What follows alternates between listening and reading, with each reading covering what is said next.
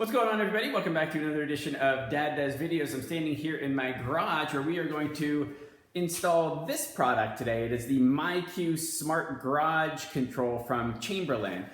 I've always been jealous of the people who have the newer garage door openers where on their phone they can open their garage door, close their garage door from wherever they are. If they go to work, they're like, oh man, did I close my garage door this morning when I left? And they can check and, oh yeah, it's closed, no big deal. They can let people in, those kinds of things. So I thought I'd pick this up. A couple of my neighbors have them. They really like them. One thing that you want to do, however, before you order is to check to see if your garage door opener is compatible. You can go to the address that's listed right on the back here to double check. Let's get into the installation. All right, so here is a view once you open the box. Of course, there's a promotion for getting your Amazon packages delivered inside your garage. I'm not sure I'd be comfortable with that or not. And we've got the quick start directions.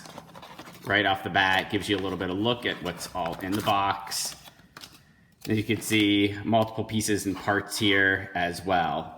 All right, so here is a quick view of those quick start directions. First thing we need to do is grab that MyQ app.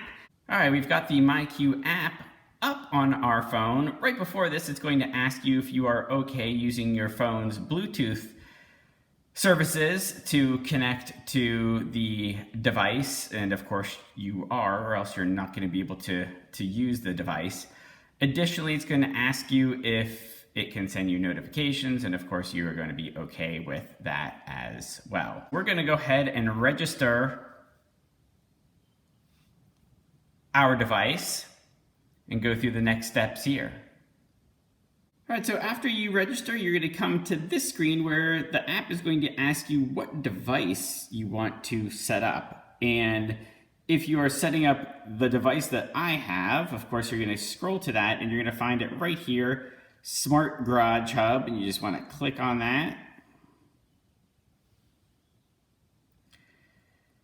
And we're going to choose the Smart Garage Hub that we want to install. And of course, the one that we want is the top one, the Smart Garage Control. And it gives you a little checklist of what you're going to need before you get started. So if you don't have all of these components or don't know your Wi-Fi password, you want to make sure you get all that information or get all those parts before you're ready to go. So what you need to do is just click on each one of these and go down to I'm ready and click that. After you say you're ready, you're going to come to this power up page where it's going to tell you to plug in your device into any outlet. All right, so here are two components that we grabbed from the box. We've got our device right here, and we have the power that we just plugged in. So what you're going to do is just grab the end of this power cord here and insert it right into that slot on your device, and we'll see what happens. All right, so we inserted the power cord into our device. As you can see, we've got the blue light blinking over on our phone. That's what we wanted to move to that next step. So, as you can see, it says light should be blinking blue. We've got the blinking blue light. So we're gonna hit next on our phone. And it looks like our phone and the app discovered our device. So we just click that. And it's going to ask us to pair, and of course we want to do that. That's the Bluetooth doing its work right there. So you should get to a screen where the app is asking you for your Wi-Fi network to choose which one is yours. So we're going to go ahead and do that. And then we are going to enter our password. All right, so after we've chosen our Wi-Fi network and put our password in, the device is now trying to connect to our network. We're not going to hang out here for a minute, so we'll be whoa, there it is. So that took maybe 10 or 15 seconds. All right, so the next thing we're going to do is get our door sensor ready to go.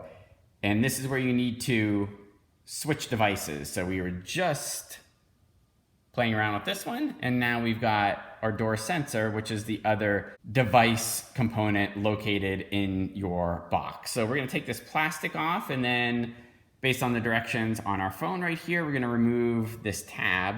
So after you do that, click that next button. We're gonna test the door sensor. So we're gonna push and release that button right here on the sensor. Hopefully we see that red LED. And we do. So we'll go ahead and move along. So apparently the next part is to basically connect that door sensor to the smart control panel that we were playing around with at first. So let's tap next to begin. So we're gonna push the button on our sensor to complete the pairing. And I don't know if you could see it very briefly there. This beeped and flashed a light. And as you look at our phone now, apparently these are paired. So we're gonna go ahead and hit next. Now we get to do some of the fun stuff, right? We get to install the sensor itself. So now we get to choose where we want to install our sensor. Either you do it on this panel or the other panel. If you have 3 panels, you do not do it on the one in the middle. So we're gonna go with this one right here. We're just gonna wipe down this panel right here just to make sure there's no dirt and dust on there that would prevent our sensor from sticking to it. So after you know that location and after you've wiped it down, we're gonna grab a couple of adhesive strips that came in the box and prepare to put these on our sensor, just like that. There is sticky tape on both sides. We're just gonna take one of these and remove the sticky tape and adhere it to the top of our sensor, and then do the same thing with the other one. After you've got both of these attached to your sensor, go ahead and take off the other side of the adhesive. All right, so now we are ready to mount our sensor on our garage door. One good tip to remember here is that it should be this way on your garage door, so you could read the MyQ. And if you can't remember that, it says top on the top of it. So you just find your spot, hold this in place for about 30 seconds, at least according to the directions from the app, and then release. All right, so it appears as if we are going to pair our smart garage control hub, that thing, remember, with our garage door motor, or the actual opener now. So be aware, the garage door is going to move. Make sure nobody's in the way or things aren't in the way, right? So it looks like you need a ladder for the next step, so be careful, but go grab one. All right, so we've got our ladder in place. We're gonna go forward to that next step. And the app wants you to choose the brand of your garage door. All right, so we have an overhead door opener. So pick that. It does give you that little message here about compatibility. Okay, so we're gonna find the learn/program button on our motor. It's probably a bit challenging to see, but on ours, it's this button right here. So we're gonna push it firmly, and then as soon as that LED turns on, we're gonna release it. So you'll see the red light come on right there. As you can see, it blinks. Let's see what happens. And our garage door just started going up, which is, I'm assuming, what they mean when they say the garage door might be moving during this time. As I was waiting for it to pair, the garage door just happened to go up. And if we look down at our app, we can see the message that it's paired. We're gonna call this garage door small because it is a 1-car garage. So we need to find a spot to put our hub on the wall or ceiling. A couple of parameters here. It has to be above 6 feet. It has to be near an outlet because we're gonna need to plug it in, and it has to be more than 4 feet away from any metal. Well, I was gonna do it up here, but there's a lot of metal up there. So I think what we're going to do is mount it on this side wall in the garage. As you can see, we have an outlet right here. We also can put it pretty high, and there's also no metal around, especially when I remove these little brackets here that were used for hanging some other things.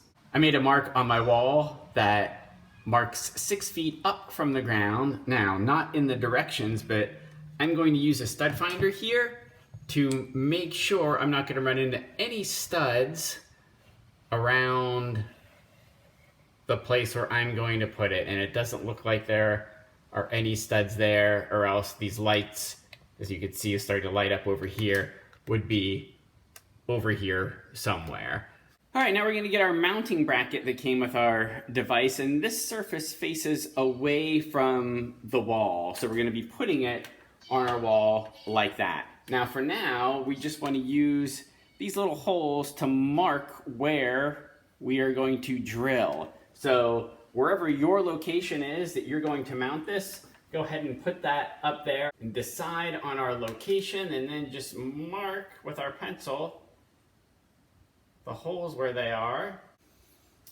And we've got our 5/32 drill bit in our drill. We're just going to drill holes where we made those marks. Now we're gonna grab our drywall anchors from the box and just push these in to the holes that we just made. And you should be able to just push them all the way in. If they're sticking out a little bit, you can just go ahead and get a mallet and push those in a little bit more. As you can see, mine are sticking out a little bit, so I'm just gonna go get a mallet and gently tap. All right, once your anchors are flush, you're just going to grab that template again and attach to the anchors using screws that came with the product. And you should be using the longer screws to attach this template to the wall. All you need for this is a Phillips head screwdriver. All right, after we have that mounting bracket attached, we're gonna grab the hub itself and attach it to the mounting bracket. You should be able to kind of twist this a little bit to find the angle at which it will install, just like that. The nice thing about this is you could keep turning it any way you want, back and forth, to install it however you'd like it to face. Of course, I'm going to install it up and down because that makes the most sense. All right, now we're gonna get our power cord, right, and plug this one side back in to where it was before. And then we're gonna plug the other side into our outlet. But before we do that, I feel like I have a little bit of extra cord, so I'm just gonna wrap this around maybe a few times to reduce the amount of cord that might be hanging down. So that should work. Plug it in, and it should have that green light up there. And as you can see, it's thinking through its options. And there we go, there's our green light. Now we're gonna attach the sticker that came in the box too. It's just a warning symbol, so if in case nobody knows what this device is, it kind of gives a heads up on, hey, this is a garage door operating device over here. Personally, I think it's their lawyers at work.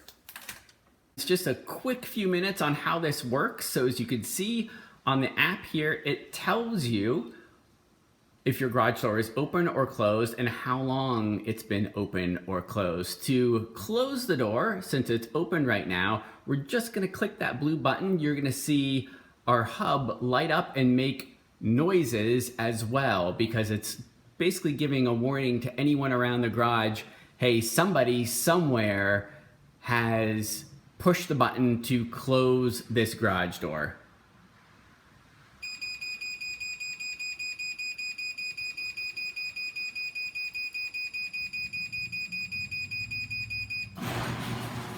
And as you can hear, my garage door is going down now.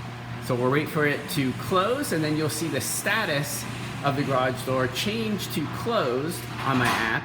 and you'll see the counter on it as well, giving us an update on how long it's been closed. There we go. So this is all you do to open and close your garage door using the app. So before we leave, one other tidbit of goodness here. If you do have an Apple Watch, the app is compatible. As you can see there, you can control your garage from your watch. Thanks for watching, everybody.